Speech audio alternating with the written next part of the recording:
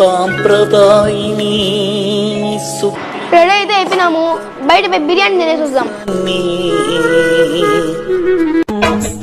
సంసారం ఒక చదరంగం. మామ అట్ట బయట పోయి బిర్యానీ తినేద్దాం. ఏం ప్రేక్ష, ఏమన్నా తెలివి ఉందా నీకు? ఒక చెల్లి ఉందే, ఒక కుటుంబం ఉందే అని ఆలోచిస్తున్నావా? నీ కడుపు నింపుకుంటున్నావు కానీ వాళ్ళ కడుపులు నిండినాయని ఆలోచిస్తున్నావా నువ్వు? ఇది పద్ధతి కాదు చెప్తున్నా.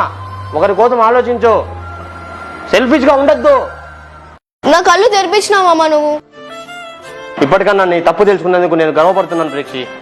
నువ్వు అంతగా ఫీల్ అయితే వద్దులే మామ, నేను ఒక్కదాన్ని నేనేసి వస్తాలే.